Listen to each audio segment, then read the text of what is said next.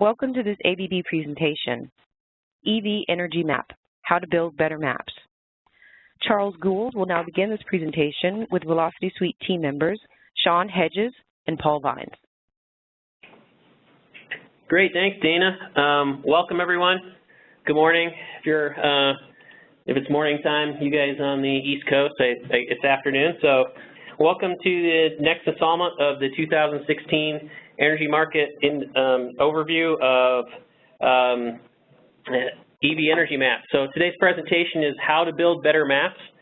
And over the course of the next hour, myself, along with Sean and Paul, we will be demonstrating some different tools and techniques that are available in EV Energy Map that will really help turn your basic maps into presentation quality maps and help you do some geospatial analysis inside of EV Energy Map.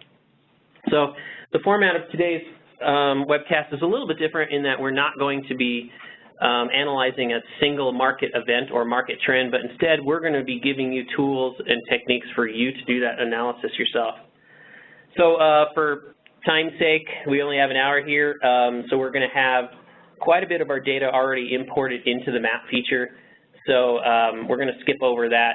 If you need a refresher on how to do some querying in the map or how to get data into the map, or if you are new to the EV Energy Map and need to learn those skills, Paul is actually doing a basic map training next Wednesday.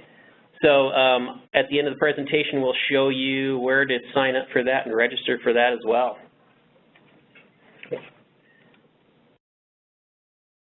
So our next slide is our safe harbor statement, which is basically the information that I'm going to present today in this document, as well as the things I say and the things Paul and Sean say, cannot be construed as any promises by ABB, and ABB is not going to be held liable for anything directly or indirectly that I say or do today. So let's go ahead and do some introductions. So again, my name is Charles Gould. I am the content manager for the GIS team here in Boulder. Been here 8 years, came via University of Colorado at Boulder up the street here, where I majored in geography and have a minor in geology. So I'll let Sean introduce himself now. Hi everyone, my name is Sean Hedges. I've been a GIS analyst for the Velocity Suite for about 4.5 years now, with my main focus being with natural gas infrastructure as well as our weather data product. And I'm Paul Vines. I'm a GIS analyst that's been with Velocity Suite for about a year. And prior to my joining the Velocity Suite team, my work was in environmental protection. All right, so the agenda for today. So I'm going to take a few minutes and talk to everyone online about what Velocity Suite is and why that matters, just in case you're not familiar with the Velocity Suite lineup of products. Then we're going to dive into the meat of the program, which is basically all those tools and techniques. And with that, we're going to do some work with some heat maps. We're going to show you some of the TimeSeries Animator. Sean's going to present that Legend Designer. He's also doing an advanced Legend Designer training on April 14th. That'll get into the nitty-gritty of everything in case you don't get enough of it today. Then we're going to go into some virtual layers, and then I'm going to show some cartographic tricks that a lot of our clients want to use. We get email questions about them from time to time. And then we're going to wrap that up with some questions and answers. So as Dana mentioned, if you have any questions, just go ahead and feel free to type those into the chat line. We do have people monitoring that chat line right now, so if you have a question that comes up in your mind, just go ahead and send it to the chat line now. We'll compile those at the end, and those that we feel are deemed reasonable for the rest of the audience, we'll go ahead and share those as well. And then at the very end, I'm going to show you a couple of resources where you can sign up for trainings, and a couple other EMI website type stuff. All right. So let's talk about what is Velocity Suite. So Velocity Suite really is a giant database, a giant relational database. So we collect, clean, load, research, and analyze data across basically the entire energy industry. and then we create a bunch of relationships between those so that you know what LMP price point is for what plant, and what substation is for what plant, and what unit goes with what plant, and things like that. So we build all this big relational database, and while some of our competitors may do the scrape and drape, it's really this cleaning of the data and relating it to each other that's where the real value comes in. So the question is, how does EV Energy Map fit into that giant database? How does it fit into Velocity Suite? Well, EV Energy Map is designed as a standalone GIS product that contains 130 different layers and several different tools for you to do analysis. But it's also designed to go hand in hand with that database. So what you can do is you can take that data and you can look at it in the map and say to yourself, well, I want to go into the database, get more information on it, and then you simply go out to that database, grab more information on it that lives in any one of our other modules, and then you can bring it right back into the map and do some of that geospatial analysis. So why pick Velocity Suite? Well, Velocity Suite is really considered to be the gold standard for energy analytical data on the market. So it's not just that we have more data across more, a wider breadth. It's also that we have an unparalleled support team. We have 4 experts in the building that answer phone calls 8 to 5 Mountain Time, 7 days a week, and they're absolutely top notch. And then we also have 40 content experts that live here in the building here in Boulder, and they're the ones that are collecting the data. They're the ones that are cleaning it and analyzing it and putting into that database. So when you have questions, all you simply have to do is email into us. We'll get you in contact with that content expert, and they're going to be able to answer those questions. And to speak a little bit more about, the integrity of our data, the Velocity Suite is really the data arm of ABB Analytics. So our data goes into other ABB softwares such as the reference case and our forecasted modeling tool, ProMod. So with that, I'm going to go ahead and turn this over to Paul, and he's going to start with the map you're seeing on your screen, which is the heat map portion of our presentation. Thank you, Charles. The map that you're looking at here is a heat map of LMP points or price points in the Midwestern ISO district. It's depicting a price spike that happened on March 16th. And as you can see, a heat map here, it's a map where we have a bunch of data points. Each of those points has data associated with it. And we've used interpolation techniques to calculate what the likely value is for all the spaces in the map between the points. And then we assigned a color theme to those values and created a legend so you can interpret what values are in those areas that don't actually have a data point in them. It's a very useful tool for visualizing data. So let's move forward and look at where this map started when we began. Here you're looking at a collection of price points in the Midwestern ISO. The way these were brought into the map is we data mined the data from the Velocity Suite database and pulled it into the map and linked it to these points. If you want a tutorial on how to data mine data out of our database and link it into our map, I do recommend you sign up for our basic database training. It's going to be available through Velocity Suite online on April 12th. And it's a very thorough tutorial on how to link data from our database into the map and how to find the data you want to find when you're looking in our database. So now that you're looking at this map, you can see it's really just a collection of colored dots. It's really hard to intuitively glean anything significant when you're glancing at this map. And that's why we want to make a heat map, so you can spread those values out across the map and kind of guess what values should be in certain regions at this point in time. So when you're creating a grid in the Velocity Suite, you need to identify the layer that you're working with and right-click on it to bring up the right menu. So if you look on the right on Layer Control, Data Mined Layers are up at the top of your Layer Control. All you have to do is right-click on that layer, and a little dialog will pop up. You go down the drop-down menu, you select Create Grid, and the first of your grid creation dialog boxes will open. The first field that you can interact with is the name, and I chose a fairly simple name describing the event, March 16, MISO spike. Next, we have an available template selection. One of the templates on the list is ISO price dollars per megawatt hour. I'm dealing with LMP prices that are in dollars per megawatt hour, so this is a perfect choice. And the color template shows up on the right. You can see the colors that are used for high and low values. Moving on, we get to our grid settings. Sometimes you want to ignore zeros and blanks in a data set. You don't want null values or places where no data was really collected influencing your results.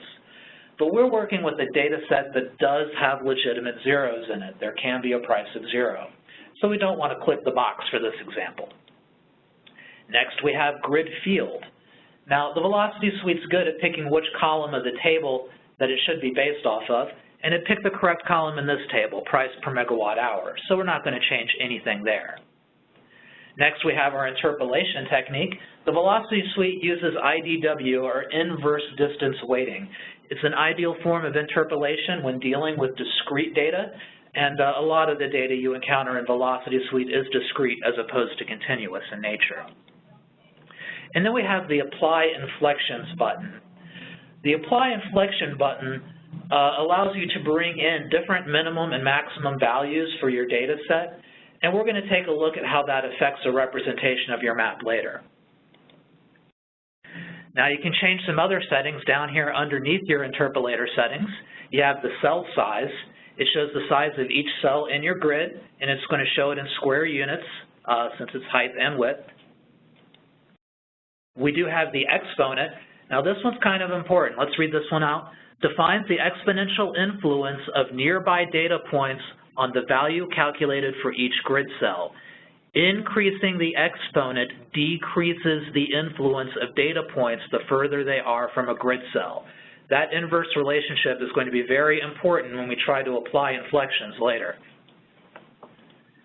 Next, you have the search radius, which defines the maximum distance in each grid cell between a grid cell and its neighboring data points. If when you're tweaking a map you find little gaps in between the extended data around your points, you're going to want to tweak your search radius value. And then we have the grid border. This is fairly intuitive. It's similar to the search radius, but it really applies to the exterior border of your grid and how far beyond that it should go. You can also change your aggregation method. There are several points in our LMP layer that are referenced to the exact same point in space, so the interpolator is going to want to know how to deal with those. Should it average those values together? Should it give you the total count?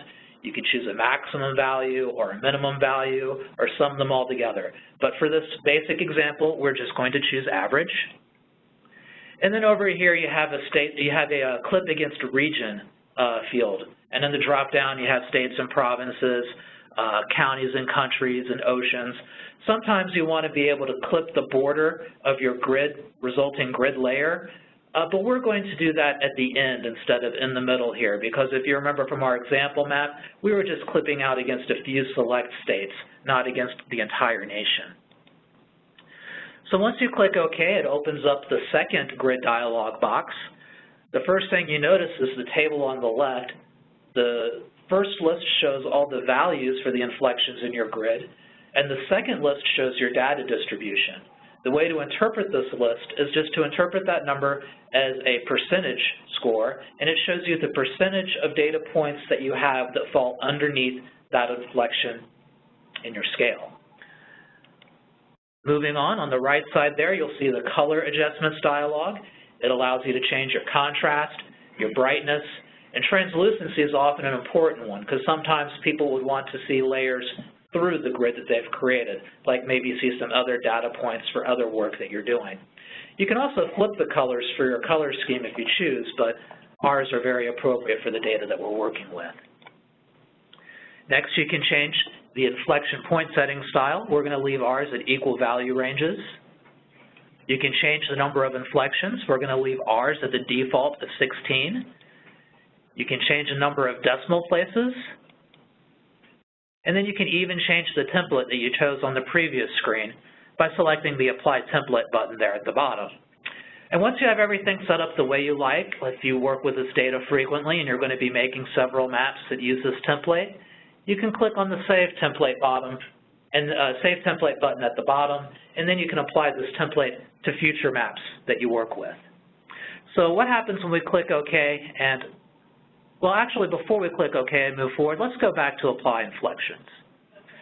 Apply Inflections, when checked, bring in new minimum and maximum values for your inflection scheme, but not for the data itself. So with Applied Inflections, we'll move forward to the second dialog box, and now you can see that our minimum and maximum values, which were -2 and 31 before, are no longer reflected in our inflection scheme. We have a minimum value of -100 and a maximum value of 500. So a majority of our inflection scheme will not be included in this map, as 100% of our values are underneath them. So we're really only going to be using those colors up at the top of that scale. So let's look at what this map would look like if we applied the inflections without making any adjustments. You see a map where all the low values have washed out any inflections in the data that we have. So let's go back and look at the second grid dialog box without the inflections applied. You can see that the inflection color scheme matches our inflection values. The minimum value and the maximum value match our minimum value and our maximum value. When you create the map based off of this, you can suddenly see all the inflections that exist in the data. So here we're looking at two images side by side. This is the map without applied inflections next to the map with applied inflections without making any adjustments. So let's go over some of the adjustments you can make so you can see the variety in your data despite using the applied inflections. You can increase your exponent value, which, if you remember, has an inverse relationship with the influence of points distance from your data points. You can change your cell size, which prevents things from getting aggregated together. You can adjust your search radius, which is going to be necessary to keep little holes from popping up in your map. And you can aggregate by maximum value instead of an average value for stacked points in your map. When you combine these steps, they're not only going to make the high points stand out, but they'll also make the low points jump out as well. Now here you're looking at two side-by-sides. You're seeing the default settings with inflections and the adjusted settings with inflections. We decreased the cell size, we increased our exponent, we increased the search radius, and we changed our aggregation method from average to max. Now both of these maps have the applied inflections. Both of these maps are linked to identical data in the background. We made no changes in the actual data. But now you can see the actual variations that occur within that data set without changing the minimum and maximum values for the overall data range that are incorporated with these prices. And that can be very important if you want to look at more than just a single snapshot in time.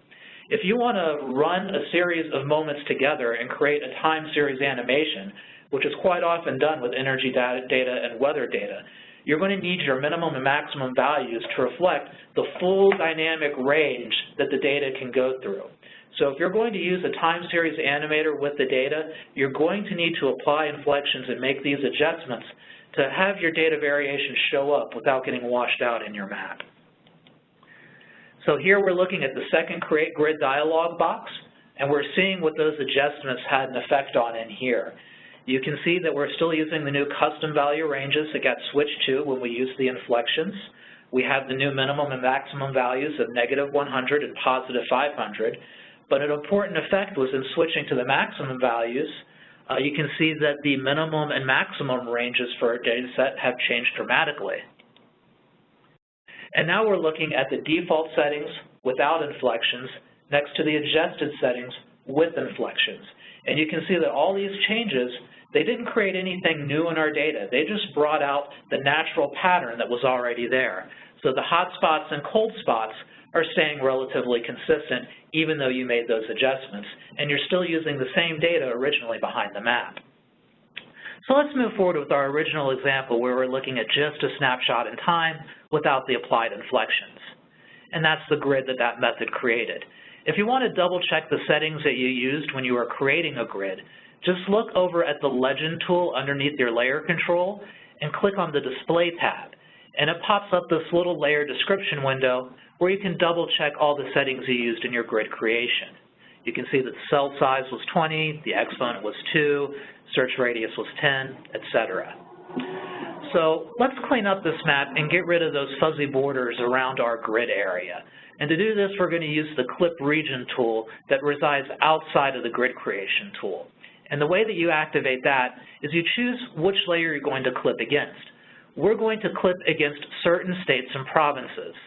So I select the States and Provinces layer from my layer control on the right to highlight it.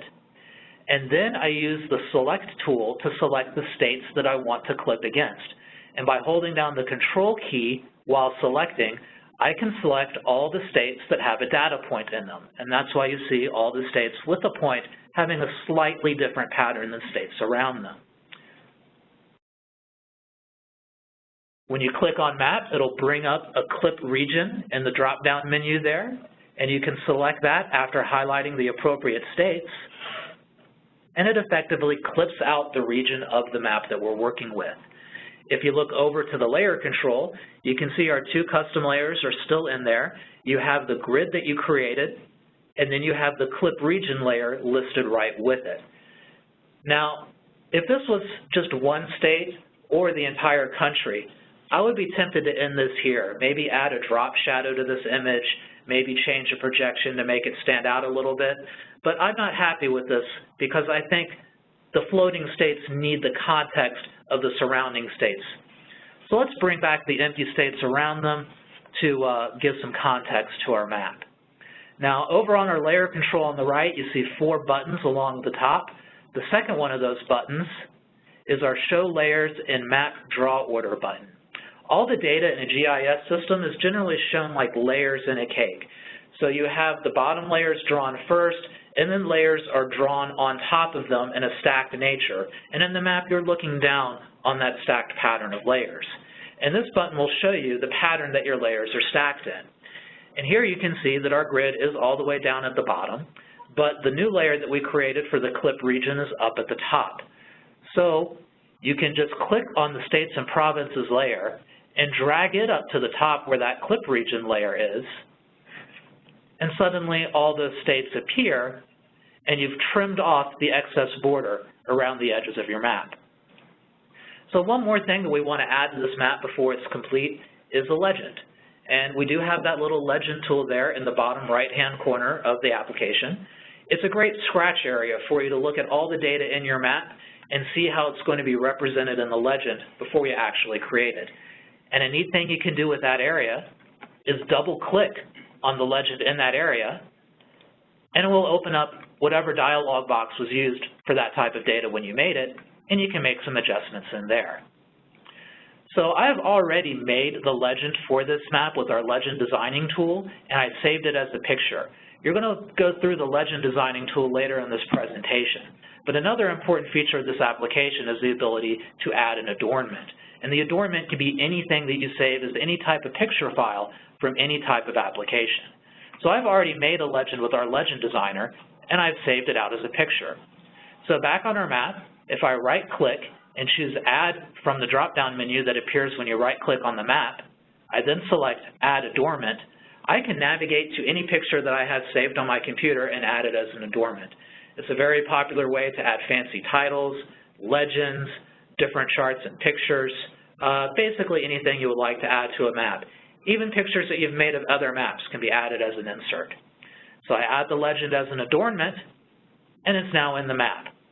And then all I have to do is export the map that I made as an image, and we have the image that I have created at the example at the beginning. This is just a snapshot in time of that one moment, but with the Velocity Suite, you can query out the moments before and after it and string it together in an animation. And that's what my colleague Sean is going to demonstrate now. All right, thanks, Paul. Like Paul mentioned earlier, I'm going to go over some different tools.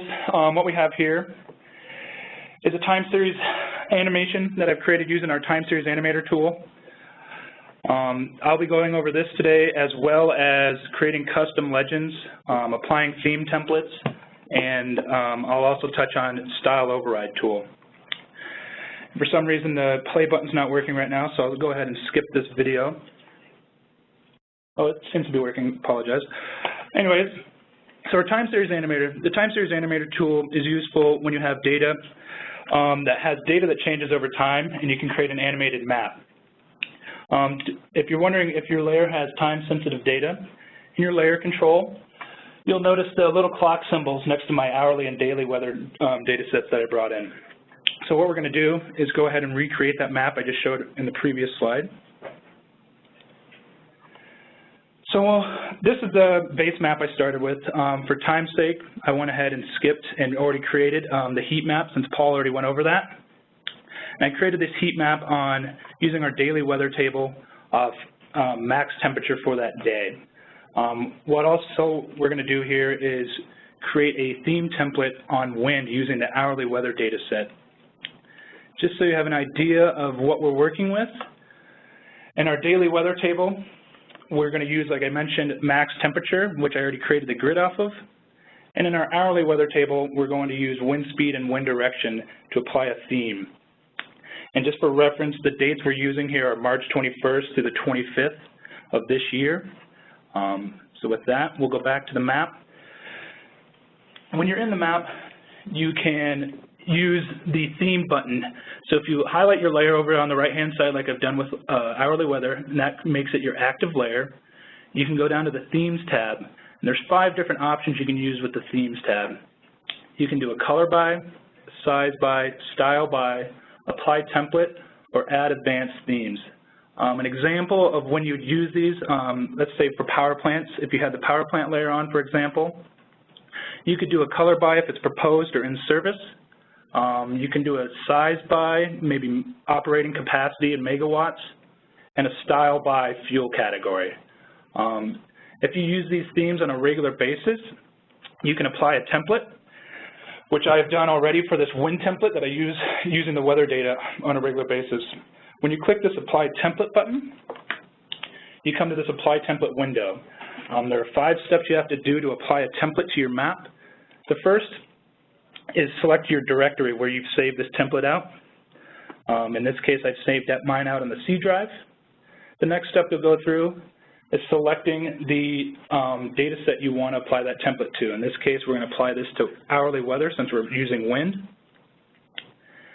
The next step is you'll choose the column of data you would like to apply that template to. In this case, we're going to use wind direction.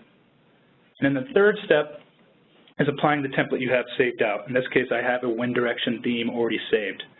Once you've selected these 3 options, you can click Add Theme and click OK, and that will add your theme to the map.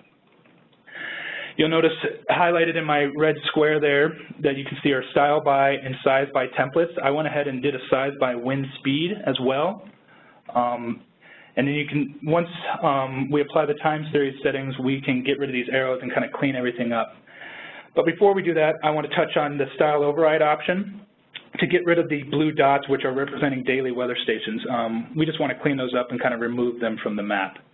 So to do that, if you highlight your daily weather in the layer control, and if you right-click, you can go to Layer Properties. From the Layer Properties window, you get this Layer Properties option. In the bottom left-hand corner, we have the Style Override option. If you select the Style Override box and click the box with the black star in this case, you come to the Symbol Style window. In the Symbol Style window, you can apply style overrides on points, lines, areas. In this case, we're applying a style override on the point layer for daily weather. And so in this case, we have different point styles that we're going to touch on. Later on in this presentation, we'll go in more detail on the style override. But in this case, I'm just going to do a null style, which is the top left option right here, and that will get rid of our blue dots into the map. So once we've applied all these templates, we're ready to run the TimeSeries Animator. The TimeSeries Animator, there's 2 options for turning this on. You can click on the little clock icon in the top bar, or you can simply hold down Control-T. Either way, when you do this, you get our TimeSeries Animator window to pop up, and the only option you can click on is the little wrench option in the top left-hand corner, which is our TimeSeries Animator settings window. When you select this window, You have all available layers that you can run a time series animation on, and like I showed earlier, all we have for this example is daily and hourly weather. So if I show you here, we have our hourly weather selected. So if you check your layers, that turns that layer on and will make it available for the time series animation. Going through frame composition, after you've selected your layers, you can go through your kind of time settings. So frame composition is unique. If you want your layer to only show up in one single frame in the map, you'll select distinct. If you want that layer to show up in every single frame of your animation, you'll select aggregate. Resolution you shouldn't have to worry about. Usually when you're working with the time series animator, the tool is smart enough to realize what kind of data you're working with. In this case, we're working with hourly data, so it selected hourly for our resolution. Daily weather got daily for its resolution. If you want to double check, right below begin time, if you select those three dots, you can look at the column that the time series is using for that. So if you're happy with those settings, click OK.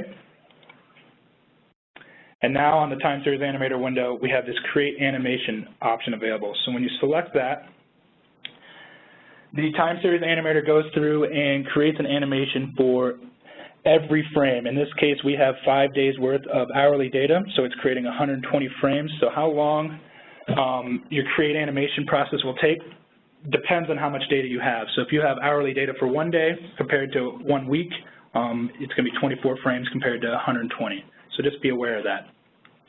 Once that finishes running, you'll have the option to play your animation. And just like the beginning of this, my presentation, you saw the animation.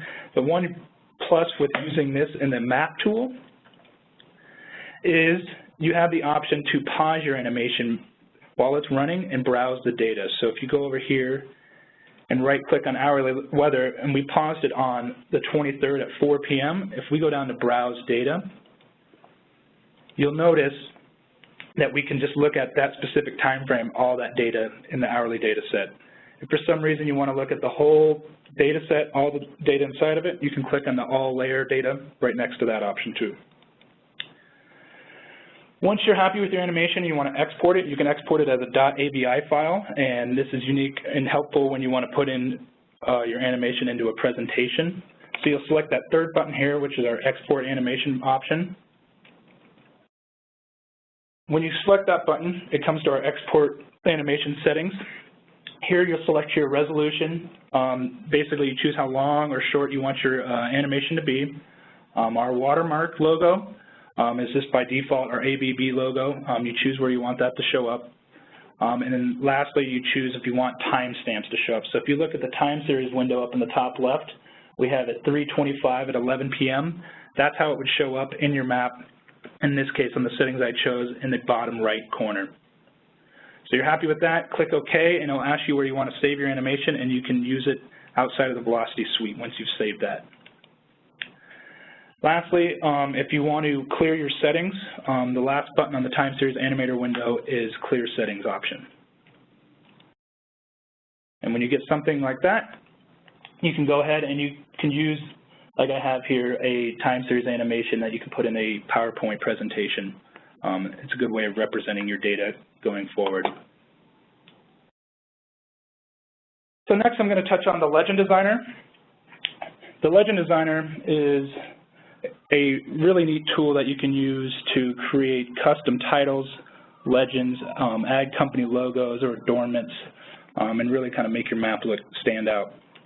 So if you click the Legend Designer window, we have a couple different options in this welcome screen. You can choose your legend name, legend title, subtitle, and then in the box below for settings, you can set your settings. When you set these settings, every time you create a legend going forward, your settings will stay. So you can choose portrait, landscape, choose your resolution, and you can also select font, borders, and colors. So when you select fonts, borders, and colors, you get your legend settings. So this kind of gives you on the right-hand side what your legend will look like. So you can change all these options and kind of get an idea of how your legend is going to appear in the map. And you can do legend borders, fonts, and frame borders. Once you're happy with these settings, click Apply, and those will continue going forward for every legend you make. If for some reason you've gone a little too crazy with your changes, you can always select Reset Defaults, and that will bring all your default settings back. Once you click Apply and click OK, the next window that pops up is the Select Frames window. So on the left-hand side where it says Available are all the layers that you have currently open in the map. So what you'll need to do is select which layers you want to show up in your legend and drag them over to your selected items on the right-hand side. In the right-hand side, it's ordered how you're going to have them in the legend, so you can click and drag and reorder items how you feel fit. And once you have everything in there that you're happy with, you'll click Next, and it'll take you to your Frame Settings window. In the Frame Settings window, you'll notice the layers that you brought in your legend in the Frames option. So if you select one of those, you can go to the Frame Settings option, which you can change the title and the subtitle of that specific frame. You can choose sort order, and you can choose what you want to see in your legend, break it out in a number of columns. Once you've done this for all your frames, there's two options from here. You can click Finish, and that will export your legend into the map, or you can click Customize and really add some extra features to your legend. So for this example, I'm going to click Customize, and this is what the Customized Legend window looks like. We'll start from the top and kind of go clockwise here. So the first option is that kind of piece of paper with the green plus sign next to it. That's our Add Remove Frames. Maybe you forgot to add a certain frame you wanted to add to your legend. If you click on this, it takes you to your Selected Items window again, and you can turn on or off layers that you want to be included into your legend. The next button to the right of that is the Export button. That is useful, like Paul showed earlier, when you use a legend on a regular basis, you can just bring that legend in as an adornment. So when you click that Export option, it allows you to save that legend as an image. Next, we have font tools. Even though you set your fonts and styles in the beginning, you can always go back and change these using the font tools and the frame background for a one-time deal. There's also the Add Line option on the left-hand side, bottom left. This allows you to kind of break up legend items like I've done with our legend title and our actual distinct frames. We can add a picture, which I've done with our ABB logo in the lower right-hand side. This is a good way of adding company logos or custom images to your legend.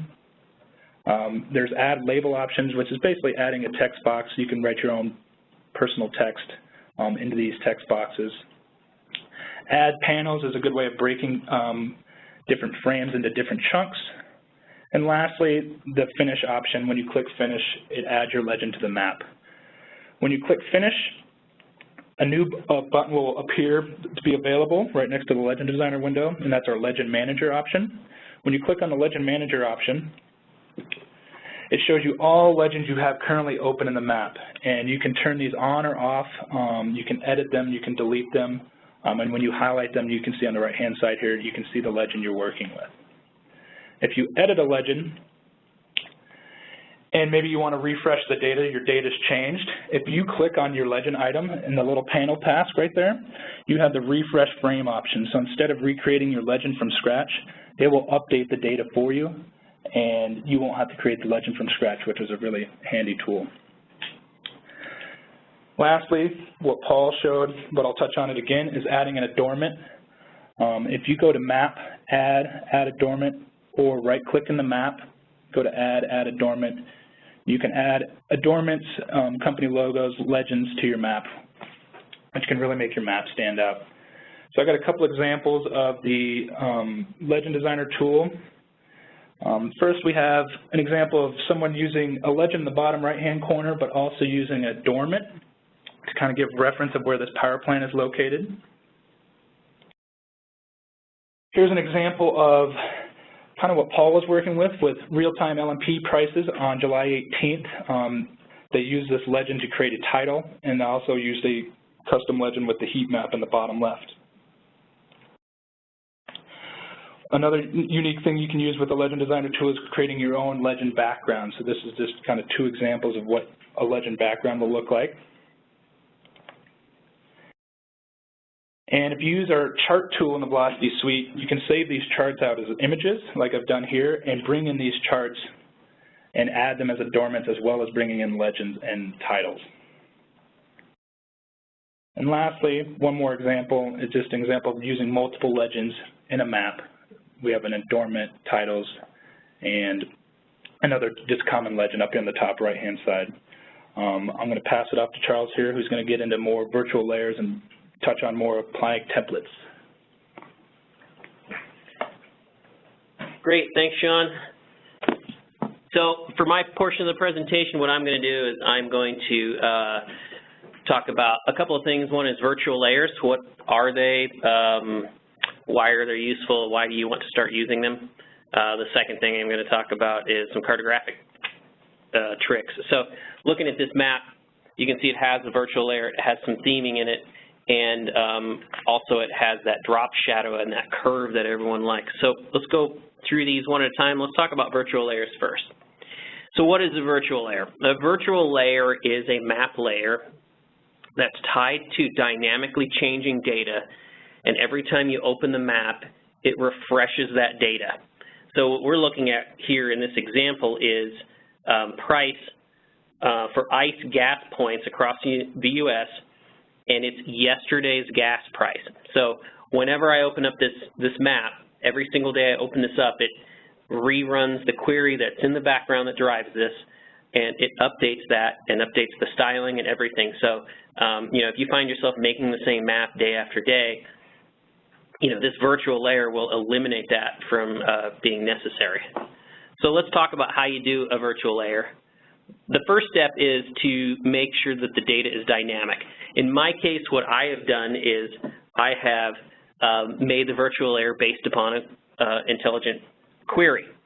So I'm going to walk you through this pretty quickly. If you need any help, there's a database training that is happening on April 12th, and they'll most certainly cover how to query stuff.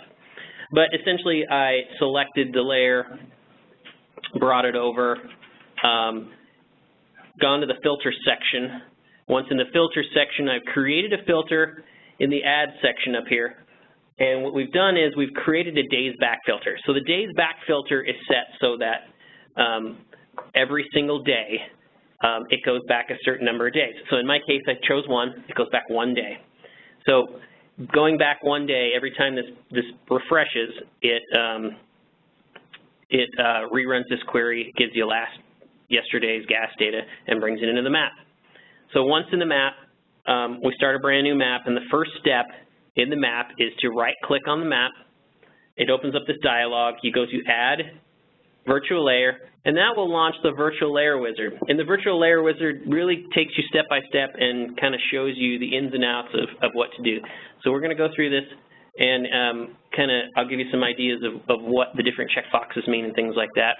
The first thing it's going to ask you to do is to create, or it's going to ask you what layer or what the incoming data is that's going to be refreshed. In my case, I simply went out, I saved that query that I created in the database, and I'm just simply referencing it here. So you can also see across the top, there's 4 other tabs: Excel, CSV, Access. If you have your own proprietary data that changes, maybe it's LMP data, whatever, you can also join that and create a new map. So that would require that the spreadsheet be updated, and then we can go ahead and run the map, and it'll re-reference those spreadsheets. So the next dialog here is how we're going to join it. It's pretty simple. If you're using an EVQ, it pretty much gets all of this right. If you're using a spreadsheet, you will have to do a little bit of work to get, you know, to tell it which layer you're joining it to, what the column is, and that kind of stuff. The next screen is what you want to call it, and then it has a couple of checkboxes here that we can take a look at. I just simply named it yesterday's gas price. You want something fairly unique so that when you look at it, you're going to, you know, it's going to give you an idea of what it is. And then there's 2 checkboxes here. One is automatically refresh. So that's used if you want to make sure that every time you open the map, it automatically refreshes. You can choose to manually refresh the layer. And that's pretty simple. You just basically right-click on the layer and then go to refresh. So that's all you have to do. But the second checkbox is automatically view extents.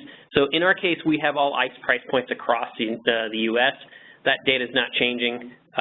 You know, those ICE price points aren't moving on a day-to-day basis. So it doesn't matter if I check it or not. This comes into play when you have data that moves. So if you have nuclear outages or constraints or something like that that changes location from day to day, if you check this box, it's going to automatically zoom into that area, so that you see everything that's in that data set for that day, and then update the map accordingly. All right, so when we press finish, it's done it, it's created it. All of these price points are on the map. You can see in the upper right-hand corner, it's created a new layer in the legend controlled under virtual layers, and it's called yesterday's price, just like we named it. So I'm going to do a style override really quickly. You've seen it done already, but I'm going to turn these diamonds into circles so that when we do some theming a little bit later, everything looks a little bit better and a little bit cleaner. So you simply right-click on the layer, click on Layer Properties. This will open up a window that has the layer properties. The lower left-hand checkbox, you press Style Override, and that Style Override, if you click the Style Override box, it's going to come up with a second box here, which is the symbol style with all the fonts and circles and all that kind of stuff. I'm picking a black circle, but you'll notice that the font pack here is the MapInfo 3.0 compatible. That's that's pretty standard for Velocity Suite. But there are a ton of other font packs, especially if you have your own font pack. So I would encourage you to look at that drop down. All of the font packs are different. There are different symbols that do different things. Some look like infrastructure, some look differently. So, find what works best for you and what works best for your map and what looks best for your map, and then kind of go accordingly. So in this case, I'm just going to stick with that regular dot, and so it's turned all those diamonds into dots. All right, so the next step is let's do some theming. So what I've done, what I want to do is make this map tell a story. Right now we don't see anything except location, but we have data that has some indication of other things like price. So in the Legends tab in the lower right-hand corner, you'll see a tab called Themes. If you click on that, we can color by, size by, or style by any of the properties of that data. In this case, I'm going to do a color by and a size by, both on that high price. And so that way we can actually really drive home the fact by doing both a color by and a size by, it really emphasizes where gas prices are high. So looking over this map, you can kind of see that up in the Pennsylvania area in the Marcellus Shale where they're producing a lot of gas lately, you can see those prices are really low. And in the Gulf area where historically we've produced a lot of gas, those prices are fairly high. Now that's going to change from time to time. This is a dynamic updating map, and it would be interesting to look at this map change for market events, cold spells, all sorts of things. It would have been interesting to look at this map or recreate a map 10 years ago when Marcellus really wasn't in play or something, but this updates automatically. All right, so let's talk about some cartographic things in the last few minutes we have. So I'm going to show you how to do the drop shadow first. And the first step in doing a drop shadow is to query out your drop shadow. In this case, I want to create a drop shadow of the United States, so I queried out the United States. You can see in this slide that what we have is a new layer called United States. Again, just to drive home the fact that next week there is a basic map training, so as part of that, we'll show you how to do that querying. But basically, you want to query the background first. Then you want to query the foreground. So what I did in this case was I queried out all the United States and created it as its own layer. So now we have the background and the foreground for the drop shadow. I went ahead and turned off the ocean so that there's no background. And now we got to start styling the background and the foreground. So the background needs to be black for a drop shadow. So what I've done is I've simply right-clicked on the layer, gone to properties like we've done before, and did a style override and chose the style of black. So once we have that black background, what we need to do is move it so it looks like a drop shadow. So I right-clicked on it, and I've gone down to Edit Layer. And then if you select anywhere on the map, click in the center of the map or on the edge, you can slide it. So I slid it slightly to the lower left, and now you can kind of see it slid a little bit out of the way, and you're starting to see where the states that haven't been moved are popping out. Now what we need to do is we need to bring that U.S. states layer forward. We need to bring the foreground forward because it's backwards and it's flipped right now. So just as Paul showed you, that second button is that layer draw order. I brought the United States to the top and the drop shadow is at the bottom. So now what you're seeing is, really quickly, you've noticed that the foreground states is clear. So we need to color that. Once again, another style override. I picked a slightly off-white, so it's a kind of a grayish color. I think it's better on the eyes, especially when you're using a white background. And the end result is this map. So it's a virtual layer. We have that drop shadow, and we have that United States. So now let's talk about how to make it curved. That's all driven by what's called a projection. I'm not going to bore you with what a projection is, but essentially that curvature represented on a flat map is the result of the Earth being round and 3D, and the map that's on your screen is flat in 2D. But there are thousands of different projections. I'm going to show you the most common one that gives that curvature. It lives up in the main menu under Map. And if you go to the bottom, you'll see the Map Preferences guideline. Drop down. You select Map Preferences. There's 3 different tabs across the top. The center one is the Map Tool. In here, you'll see not only distance units, like miles or kilometers, but you'll see that coordinate system. So once you click on that coordinate system, you'll get a list of coordinates. Like I said, there's thousands of them. If you use that search feature and type in ESRI, you'll see that only one pops up that's highlighted. It's a Lambert's Conformal Conic USA. You select that, and here you got it. So you have that curvature of the map that everyone likes to see. If you're working with a specific state, you will probably have to search through some of those projections to figure out which one looks better. There's a lot of state UTM type projections that are specific to the state, and they'll have the state name in them. So if you're working in a certain state, just search for the state name, see what comes up, and if you need any further assistance in figuring out which cartographic projection looks best for you, feel free to reach out to us, and we will do our best to help you with that one. So just to drive home the fact that that you can add adornments to any map, what I've done is I've just simply created a legend real quick as an adornment, and I just added it in. So really simply, like I said, the virtual layer will update itself. This map will refresh every single morning when I open it up and show yesterday's gas. Also, those size buys and those color buys will change from day to day as well as part of that virtual layer. And you have a great quality presentation map that will update itself every single day. So we have 5 minutes left. I think that we're going to start compiling some of these questions that came in through the chat line. It looks like there's a few of those. Anything we don't answer right now, we'll make sure to get answers for offline. While we get those going, I wanted to just say that the Velocity Suite is always looking for ways to improve. So if you have an idea of a tool or a data set or an enhancement, reach out to our customer support team. Let us know. We'll take a look at it. And we're really customer driven, so please send those in. So let's look at some of these questions that came in. There was a question earlier about what type of data were we showing in that first heat map. That was LMP data. You can create a heat map basically in any numeric field. So we chose price. It was price for 1 day. But you saw Sean's presentation, and he showed you how to do a grid on temperature and on wind speed. Any numerical value works. All right, I have a question here. Were inflections applied on the grid maps featuring the weather data that was presented by Sean?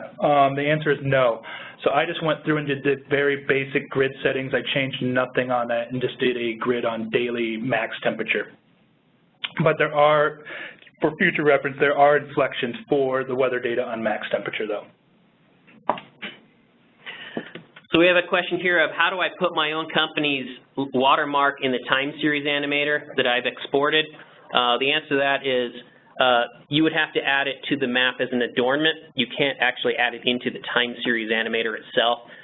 You know, we want to get credit for our proprietary TimeSeries animation tool, so you know, our watermark is in there, so you can add yours next to it, but we want to be able to source our own material.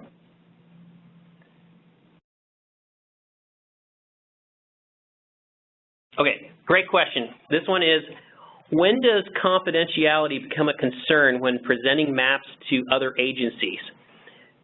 Or is all map data not confidential? So, you know, we encourage you to create maps, you know, for public consumption, in so much as that you're not giving away all of our data. So, you know, high-level maps of large infrastructure is great as long as you source us. Please source, you know, AVB and the source of the data, which is EV Energy Map or, you know, EV Power or EV Market Ops, depending on where the data comes from. So as long as you're sourcing us, you know, that's fine. Where you get into the problem is do not give out, you know, it's a violation of the Master Users Agreement to give out the raw data. So, you know, you can't be publishing all of our transmission lines at a granular level for everywhere. So as long as it's a high overview, you know, and you're sourcing us correctly, that's great. Yeah, if you have any questions on it, I know it's a gray area. I know that, you know, there's, you know, legal ramifications if we get it wrong. So please reach out to us. If there's any question in your mind of whether something is too much, you know, it's better to reach out to us and get our answer. And you know, we can turn around and look at a map in a few minutes and determine whether it's good or bad, and we'll give you some suggestions on you know, if it is too much data to give out, we can give you suggestions on limiting to it so that you still have the you know, you still have your map, but are able to show some of our infrastructure. So in the last 2 minutes here, I want to kind of talk about some resources here. So if you're a Velocity Suite online user, you'll see in the center of your landing page there is a upcoming trainings tab, and in there you will see that there are 3 trainings coming up. We've been kind of plugging them over the course of the webcast here, but the basic map training Paul is doing next week, next Wednesday, and Sean is doing an in-depth legend designer training the following day. And of course, next Tuesday is the database training that we can, you know, if you need some information on it. And all 3 of those are live, interactive. So, you know, if you have questions, we can tailor some of those, you know, the answers to some of those questions accordingly. Lastly, I just want to tell you, we have a great EMI website.